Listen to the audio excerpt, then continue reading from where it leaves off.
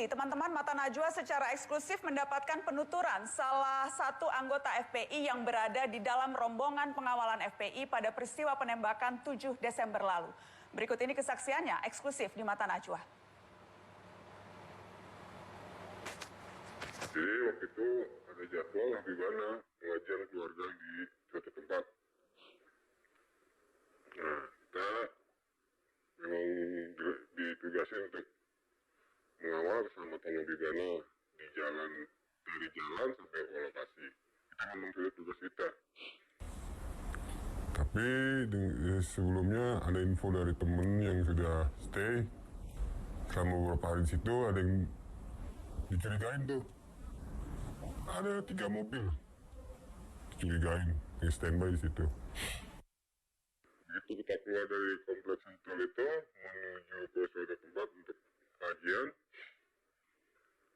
di situ ada mobil yang dicurigain itu dengan spontan menyalakan mobilnya. Itu ada satu mobil pertama di start langsung jalan, kita curiga. Gak lama estafet di kedepannya ada lagi mobil yang satunya lagi langsung respon menyalakan juga, langsung mau masuk ke barisan rombongan imam besar. Dan itu mendekat ke Habibana. Merasa khawatir, saya langsung menghampiri itu mobil yang mencurigakan itu dan menjauhi dari mobil Habibana.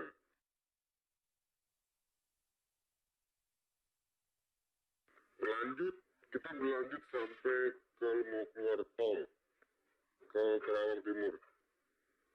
Di pas keluar ke Kerawang Timur itu pun mereka bermunculan kembali mobil-mobil yang tadi kita curigai dan kita usir. Sengaja kita perlahan akses dia untuk masuk ke barisan. Kita alihkan sehingga mereka nggak bisa ikuti rute yang Habibana tuju.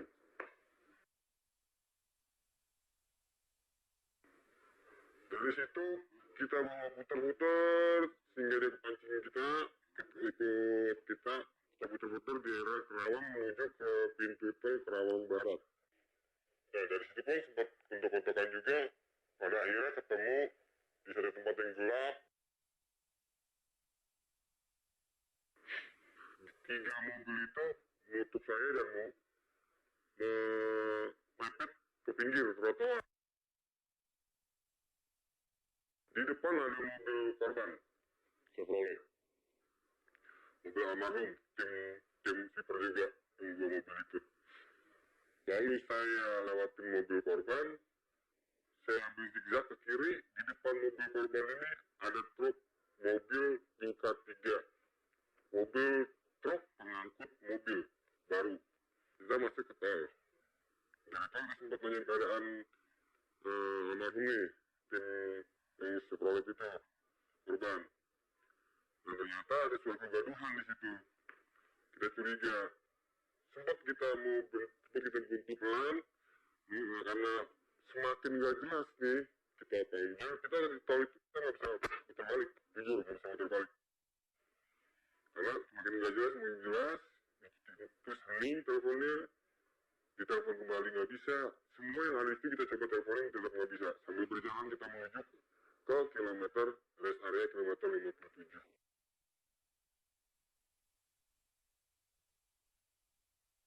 Dan untuk soal tuduhan itu kepemilikan untuk senjata tajam dan senjata api, itu tidak ada di kita. Dan untuk baku tembak di tol itu dan tidak ada di masker itu, DP itu tuh nggak ada bukan punya kita. Dan itu fitnah. Dan kita nggak pernah punya seperti itu. Dan provokasi itu bukan dari kami. Ya, itu tadi penuturan eksklusif di Mata Najwa, salah satu anggota FPI, Laskar Khusus FPI yang berada di salah satu mobil pengawalan FPI pada peristiwa Senin dini hari lalu. Saya akan perkenalkan siapa-siapa saja tamu saya di studio. Untuk membahas silang versi FPI Polisi, sudah hadir di studio Sekretaris Umum FPI Munarman. Selamat malam, Assalamualaikum Bang Munarman. Waalaikumsalam warahmatullahi wabarakatuh, Mbak Nana. Terima kasih sudah hadir di Mata Najwa. Sama-sama. Saya juga mengundang anggota DPR dari fraksi PKS, Mardani Alisera. Selamat malam, Assalamualaikum Bang Mardani. Salam, Nak. Terima kasih sudah hadir.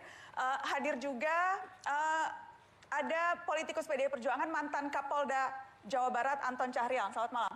Selamat malam. Assalamualaikum warahmatullahi wabarakatuh. Waalaikumsalam warahmatullahi wabarakatuh. Dan saya juga mengundang anggota Kompolnas, Albertus Wahyudarto. Pak Wahyu, selamat malam. Baik, saya ingin ke Bang Munarman dulu. Tadi kita dengarkan penuturan dari salah seorang laskar FPI.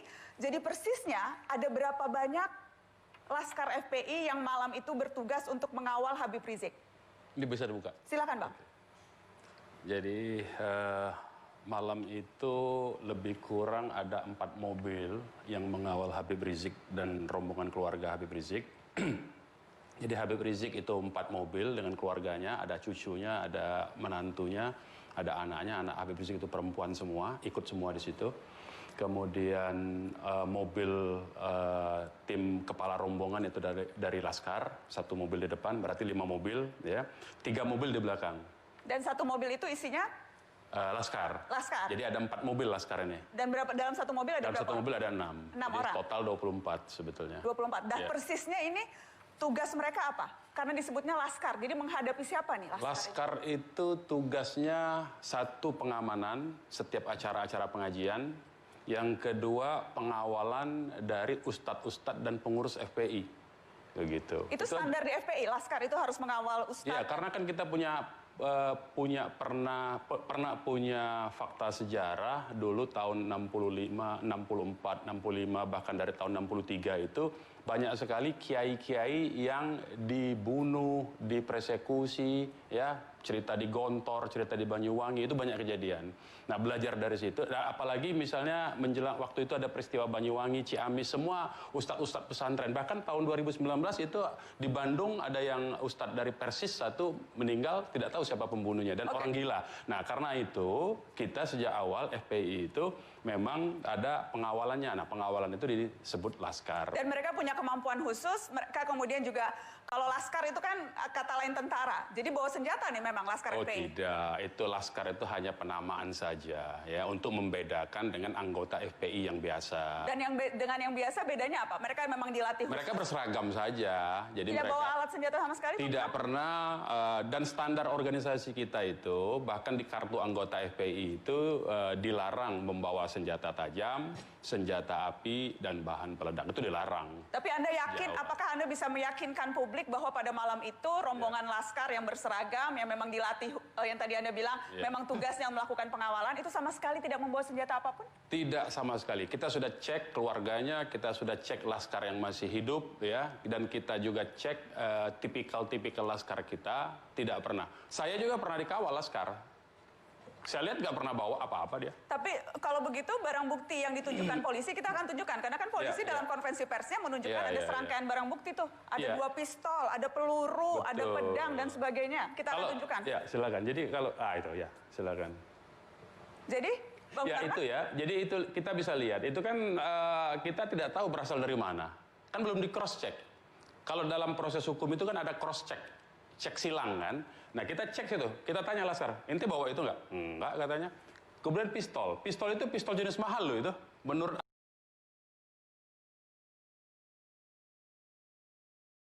ahli senjata itu minimal 20 juta itu harganya. Laskar kita nggak punya kemampuan membeli 20 juta itu. Itu pistol jenis mahal. Kemudian kita cek juga, itu pelurunya itu kan itu ada tuh. Nah, itu kita lihat tuh pelurunya. Betul nggak peluru itu sama dengan untuk yang digunakan pistol jenis revolver seperti itu? Itu nanti akan ketahuan kalau itu dilakukan penyelidikan oleh pihak Komnas HAM. Kalau sepenuhnya penyelidikan itu dilakukan oleh pihak kepolisian, ya kita nggak punya akses untuk cross-check. Itu saja soalnya sebetulnya. Bang Munarman, tapi yang jelas silang versi ini kan muncul salah satunya juga karena beredar voice note. Yang kemudian voice note itu disebutkan oleh polisi, bukti bahwa memang Laskar FPI sudah tahu nih polisi dan tetap menyerang. Jadi, kita dengarkan dulu cuplikan voice note-nya. Silakan. Kita putarkan. Iya. Monitor Bang Odo di KJD sebelah kiri nih. Ane lagi pantau. Ya, ini Ane ke depan dikit nih. Oke, ini KJD yang mobil kedua nih. Chevrolet maju. Di mana, Ti? Posisinya, Di, posisi. Ada Avanza hitam tubruk aja. Yang tadi, plat nomor yang tadi. KJD juga ngikutin Don yang tadi siang. Karena Avanza hitam yang tadi lu sebutin itu dia rolling malam ini. Yang KJD yang kita Uber, yang itu yang udah 3 hari yang dari Manggarai infonya. Udah tutup aja, kalau misalnya ketemu langsung tutup.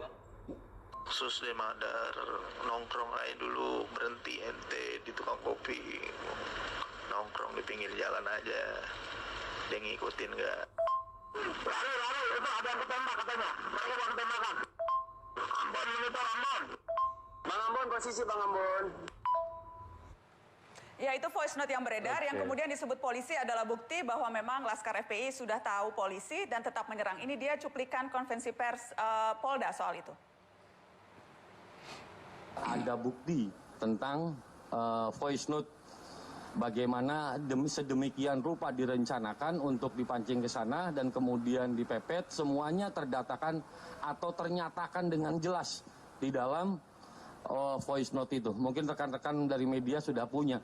Voice note itu bagaimana ceritanya sudah sangat diketahuinya oleh yang bersangkutan bahwa itu anggota kita dan kemudian tetap dilakukan upaya-upaya penyerangan oleh pihak mereka.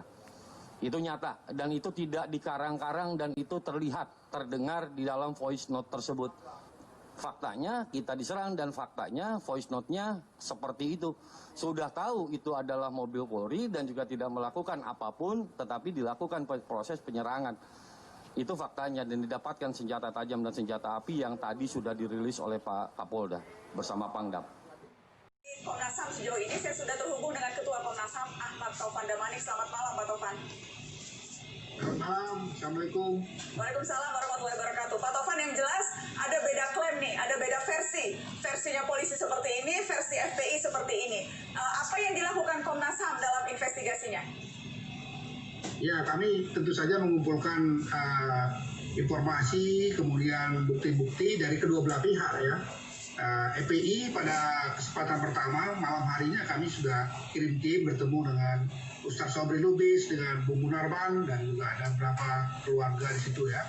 Kemudian setelah itu tim kami turun ke lapangan, ada 3 hari lebih ya di lapangan untuk mencari bukti-bukti yang lain ya. Ya, kita menemukan juga selongsong peluru dari berbagai jenis dan yang lain-lain juga ada sisa-sisa dari kendaraan yang kelihatannya memang ada saling bertuburkan ya.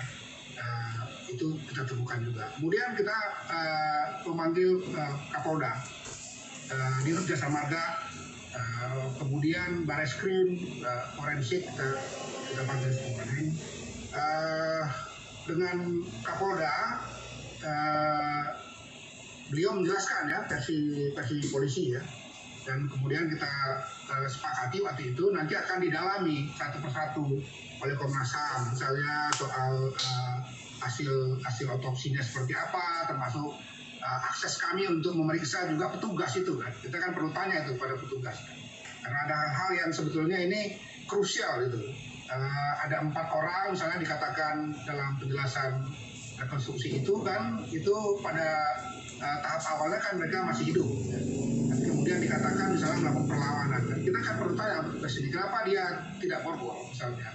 Kenapa jumlah 4 orang dalam mobil itu sementara polisi katanya 3 orang? Apa itu lazim? Itu kita akan tanya semua apa sebetulnya yang terjadi ya. Bukan berarti kita harus tidak percaya dulu, bukan. Tapi kita ingin menguji apapun keterangan yang diberikan. Termasuk yang dari FPI. FPI misalnya mengatakan bahwa Laskarnya tidak bersenjata. Kita akan uji apa benar seperti itu misalnya, karena itu penting juga untuk menjawab persoalan ini kan gitu. Karena dari pihak yang satu lagi mengatakan ini terjadi akibat ada perlawanan dalam bentuk tembakan kan gitu. Sekarang kita uji apakah benar Laskar ini bersenjata atau tidak, kan itu kan nanti kita harus tanya kepada para pihak itu dengan bukti-bukti lain yang akan dikumpulkan. Nah, ada beberapa hal yang juga selain tadi soal senjata itu, misalnya juga ada pertanyaan yang harus dijawab. Pihak satu kan mengatakan mereka yang dipepet, gitu. Satu lagi mengatakan mereka yang dipepet. Sesungguhnya yang mana itu? Keterangan dari saksi-saksi lapangan memang belum sepenuhnya bisa menggambarkan mana yang sebetulnya terjadi. Ya. Termasuk jadi juga soal tadi saya katakan kenapa tidak diborgol dan lain-lain itu. Okay. Jadi ada banyak pasal-pasal yang masih kami kumpulkan, tetapi tentu saja itu butuh waktu dan ketelitian. Ya. Hari ini juga tim kami masih kembali lagi ke lapangan karena ada beberapa hal yang kami minta untuk dilengkapi lagi. Ya. Oke, Pak Taufan. Saya simpulkan, jadi pertama yang akan Anda perjelas adalah satu, dugaan kepemilikan senjata api FPI, begitu ya. Kemudian juga tahapan penggunaan kekuatan, tahapan penggunaan kekuatan polisi, begitu ya Pak. Yang kedua, yang ketiga kemudian dugaan penyalahgunaan senjata oleh polisi. Kemudian tadi Anda juga bilang, jadi penting juga membedakan mana baku tembak, mana yang tembakan, begitu ya. Itu hal-hal misalnya yang sedang ditelusuri oleh Komnas HAM. Apalagi ada keterangan-keterangan dari saksi-saksi di lapangan, memang yang satu dengan lainnya kadang-kadang tidak berkesesuaian juga ada. Misalnya satu saksi kami tanya, kamu dengar berapa kali tembakan? Dia bilang hanya 1 kali, tapi yang saksi lain mengatakan 2 kali, kan ada cross-check ya. Apakah kesaksian mana yang benar misalnya? Nah, dari mana dia mendengar suara tembakan itu? Apakah dari satu arah yang sama atau dari 2 arah? Karena mereka melihat memang ada kendaraan yang saling berhadapan di situ. Itu perlu untuk menjawab sesungguhnya apa yang terjadi pada malam itu. Karena nanti akan terkait dengan apakah tindakan penembakan terhadap Laskar FPI ini itu dia dianggap justified secara hukum atau enggak, kan gitu. Kalau enggak, dia berarti kan masuk kategori unlawful killing gitu, dan itu tentu saja kita anggap sebagai satu pelanggaran hukum atau pelanggaran hak asasi manusia. Nah, tapi kita tentu jangan cepat-cepat mengambil kesimpulan sebelum kita mendapatkan bukti-bukti yang lebih komprehensif ya. Karena terus terang ini masalahnya tidak hanya sekedar terbunuhnya 6 orang Laskar FPI itu, tapi kalau kita cermati ini nuansa politiknya juga sudah semakin besar, masyarakat kita semakin terbelah gitu. Komnas itu terasa sekali ya, kita mendapat serangan hoax dari kiri kanan dan macam-macam gitu. Jadi kita harus cermat menurut saya. Saya berkali-kali dalam pertemuan dengan pers saya katakan lebih baik kita bersabar menunggu untuk mendapatkan satu jawaban yang sebenar-benarnya daripada kita kemudian memaksakan diri, apalagi di tengah-tengah tadi ada kerendahan nuansa politik menurut saya yang itu akan membahayakan kita untuk mengambil suatu kesimpulan yang betul-betul genuine berdasarkan fakta-fakta yang sejujurnya, yang sebenarnya. Saya kira begitu. Jadi jangan bukan sekarang masyarakat udah masing-masing itu.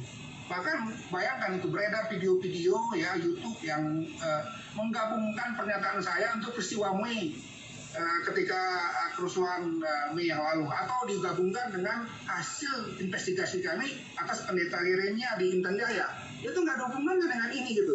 Nah, di pendeta Yeremia kan kami katakan itu, saudara Anand sebagai komisioner yang mimpin tadi itu bilang kami jelas menemukan bukti-bukti. Itu pernyataan untuk kasus pendeta Yeremia.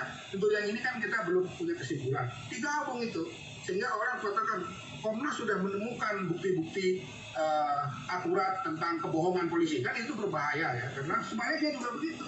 Ada serangan lain, wah ini tidak kredibel karena ketua Komnas HAM ini HTI gitu. Dekat cendana segala macam, foto-foto disebarluaskan gitu.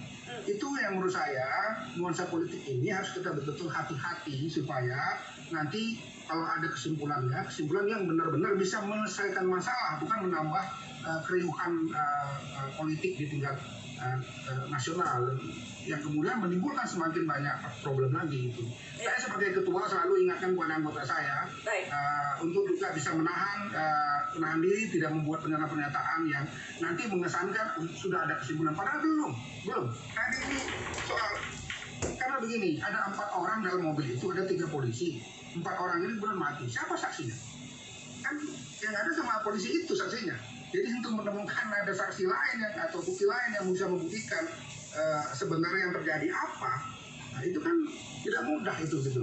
Ya. Jadi kalau kita sudah membangun satu kesimpulan sendiri, misalkan rekayasa, dugaan dan macam-macam, itu tidak menyelesaikan problem kita. Problem kita serius dalam soal ini. Sebetulnya tidak hanya soal terbunuhnya 6 orang ini, tapi kan juga kasusnya Habib Rizik sendiri dan macam-macam itu juga sebetulnya menjadi nuansa politik yang kalau kita tidak cermat, ini sebetulnya akan membahayakan bagi bangsa kita. Baik, Pak Ahmad Taufan Damanik, terima kasih sudah bergabung di Mata Najwa malam ini. Selamat bertugas untuk Anda dan teman-teman. Semoga keep strong ya Pak, tetap kuat walaupun dihantam hoax kanan kiri.